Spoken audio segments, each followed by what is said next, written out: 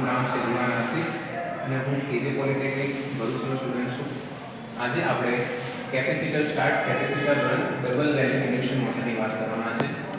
Single phase induction મોટરમાં બે પ્રકાર હોય છે.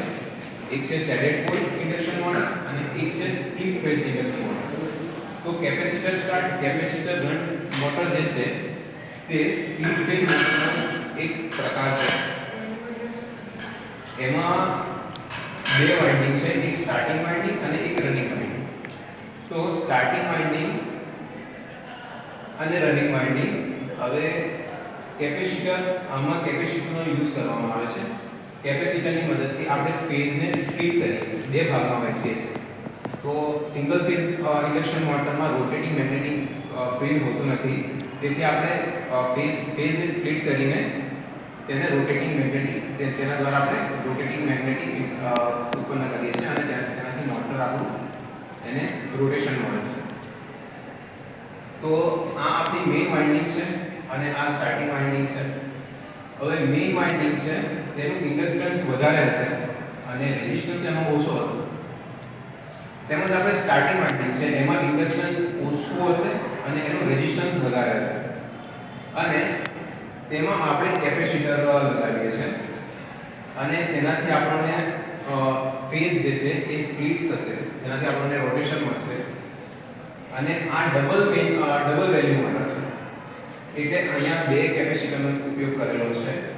જ્યારે આપણી મોટર 70% લોડ 70% સ્પીડ પર ફરવા લાગશે ત્યારે આ જે સેન્ટ્રીફ્યુગલ સ્વિચ છે તે ઓપન થઈ જશે.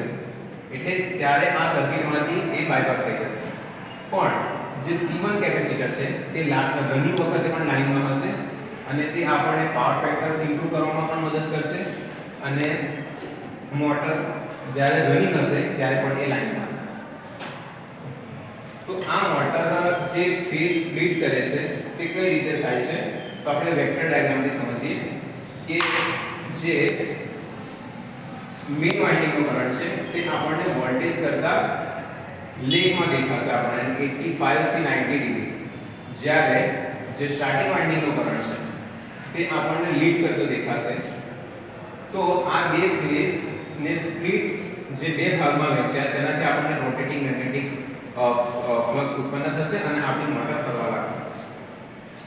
તો એની આપણે ટોર્ક અને સ્પીડ કેરેક્ટરિસ્ટિકની વાત કરીએ તો આ મોટર 300% ટોર્કથી જે એનું સ્ટાર્ટ થશે અને એ 450 સુધી વધી અને પછી તે નીચે આવશે.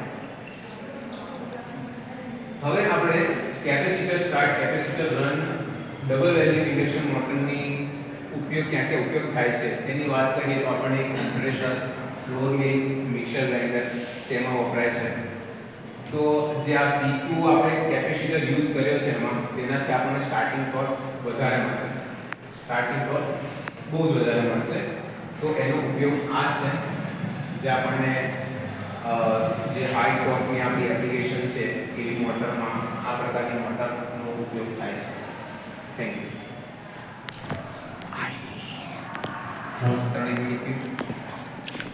3:42 તો બી ઓછું.